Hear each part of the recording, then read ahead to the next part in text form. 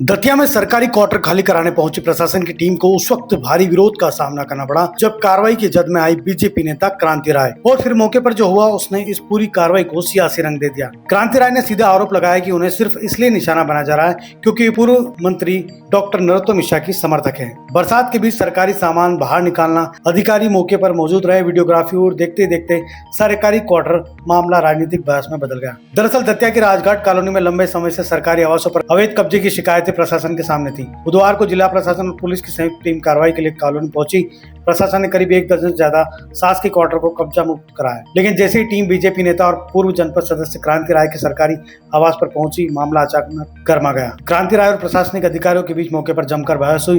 क्रांति राय का कहना था कि वे पूर्व गृह मंत्री डॉक्टर नरोत्तम मिश्रा की समर्थक है और इसी वजह से उन्हें राजनीतिक तौर पर निशाना बनाया जा रहा है। उन्होंने प्रशासन पर भेदभाव का आरोप लगाते हुए कहा कि एक तरफ बारिश का मौसम है और दूसरी तरफ उनका सामान घर से बाहर निकाला जा रहा है। यानी सवाल सिर्फ एक सरकारी क्वार्टर का नहीं। सवाल उठ गया कि क्या यह सामान्य प्रशासनिक कार्रवाई है या इसके पीछे सियासी वजह है। विवाद बढ़ता देख प्रशासन ने भी कार्रवाई को पूरी तरह रिकॉर्ड करने का फैसला किया। पूरी कार्रवाई का वीडियोग्राफी कराई गई। घर के अंदर मौजूद सामान की बकायदा लिस्टिंग की गई और अधिकारियों की मौजूदगी में सामान को सरकारी आवास से बाहर निकाला गया। प्रशासन की तरफ से कार्रवाई को सरकारी आवासों को कब्जा मुक्त कराने की प्रक्रिया का हिस्सा बताया गया। लेकिन दतिया की राजनीति में असल सवाल यही शुरू होता है कि अगर सरकारी आवास पर अवैध कब्जा था तो कार्रवाई होना ही चाहिए, लेकिन अगर कार्रवाई भेदभाव हुआ है तो जैसा कि क्रांति राय आरोप लगा रही है उसका जवाब भी प्रशासन को देना चाहिए। क्रांति राय ने साफ कहा है कि वे प्रशासन की इस कार्रवाई के खिलाफ आंदोलन करेंगे। अब देखना होगा कि यह विरोध यही खत्म होता है या आने वाले दिनों में दतिया की राजनीति में इसका असर और बड़ा दिखाई देगा। एक तरफ प्रशासन सरकारी संपत्ति को कब्जा मुक्त कराने की बात कर रहा है तो दूसरी तरफ बीजेपी नेता इसे राजनीतिक निशाना बनाए जाने का आरोप लगा रही है। यानी सरकारी क्वार्टर की कार्रवाई से शुरू हुई कहानी अब